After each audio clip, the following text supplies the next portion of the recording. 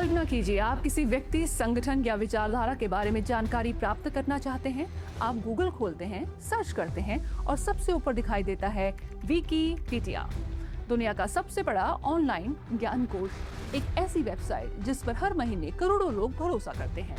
लेकिन क्या होगा अगर आपको पता चले कि कुछ चुनिंदा लोग मिलकर किसी संगठन की पूरी छवि ही बदल सकते हैं? क्या होगा अगर किसी आरोप को धीरे धीरे तथ्य की तरह प्रस्तुत किया जाने लगे? और क्या होगा अगर यही जानकारी बाद में गूगल, मीडिया रिपोर्ट्स और आर्टिफिशियल इंटेलिजेंस सिस्टम तक पहुंच जाए? यही सवाल उठाती है एक हालिया जांच। ये जांच की है NPOV नामक संस्था और खोजी पत्रकार एशले रिंग्सबर्ग ने। जांच का केंद्र है अमेरिका का एक संगठन, हिंदू अमेरिकन फाउंडेशन। ये संगठन खुद को अमेरिका में रहने वाले हिंदुओं के नागरिक अधिकारों के लिए काम करने वाला समूह बताता है। लेकिन जांच का दावा है कि विकिपीडिया पर इसकी तस्वीर बिल्कुल अलग दिखाई जाती है। जांचकर्ताओं ने विकिपीडिया के सार्वजनिक संपादन रिकॉर्ड का विश्लेषण किया। उनका दावा है कि हिंदू अमेरिकन फाउंडेशन से जुड़े पेज की अधिकांश सामग्री केवल कुछ गिने चुने संपादकों द्वारा लिखी गई। लेकिन यहीं से एक बड़ा सवाल खड़ा होता है। विकिपीडिया की पूरी ताकत इस विचार पर आधारित है कि हजारों लोग मिलकर जानकारी को बैलेंस्ड और ट्रांसपेरेंट बनाएंगे। लेकिन अगर किसी महत्वपूर्ण पेज पर संपादन का नियंत्रण कुछ ही लोगों के हाथ में हो, तो क्या ये वास्तव में क्राउड सोर्स नॉलेज कहलाएगा या फिर वो क्लस्टर कंट्रोल्ड इंफॉर्मेशन बन जाएगा?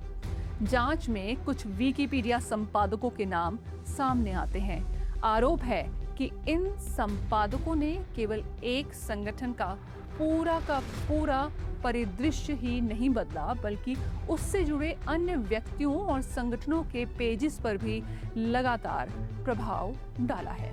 हालांकि इन आरोपों पर संबंधित पक्षों की तरफ से अभी तक कोई प्रतिक्रिया नहीं आई है, कहीं पर भी कोई प्रतिक्रिया उपलब्ध नहीं है। लेकिन कहानी यहीं खत्म नहीं होती।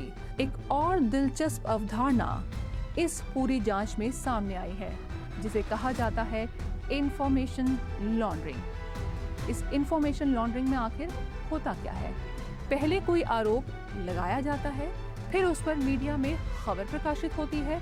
उस मीडिया रिपोर्ट को विकिपीडिया में स्रोत के रूप में जोड़ा जाता है और कुछ समय बाद वही आरोप एनसाइक्लोपीडिया की भाषा में तथ्य जैसा दिखाई देने लगता है। जांचकर्ताओं का दावा है कि कुछ मामलों में ठीक ऐसा ही हुआ है। अब सवाल ये नहीं है कि कौन सही कौन गलत, सवाल ये है कि जानकारी पर नियंत्रण किसके पास है। क्योंकि आज विकिपीडिया केवल एक वेबसाइट नहीं बन गया है, बल्कि गूगल के search results, chatbots, AI system, research tools सब किसी न किसी रूप में विकिपीडिया की जानकारी का उपयोग करते हैं। यानी यदि किसी पेज पर पक्षपात है तो उसका प्रभाव केवल उस पेज तक सीमित नहीं रहता, वो लाखों लोगों की समझ को प्रभावित कर सकता है। यही कारण है कि ये बहस किसी एक संगठन या एक विचारधारा की नहीं रह गई है, ये बहस सूचना की विश्वसनीयता की रह गई है। शायद इस पूरी कहानी का सबसे महत्वपूर्ण सबक यही है। आज के डिजिटल दौर में जानकारी केवल किताबों या अखबारों से नहीं मिलती है। गूगल, AI टूल्स और करोड़ों इंटरनेट यूजर्स किसी भी विषय को समझने के लिए विकिपीडिया का सहारा लेते हैं। लेकिन यदि किसी जानकारी को कुछ चुनिंदा लोग प्रभावित कर सकते हैं, यदि आरोप और तथ्य के बीच की रेखा को धुंधली कर सकते हैं, तो फिर केवल एक स्रोत पर भरोसा करना शायद समझदारी नहीं होगी।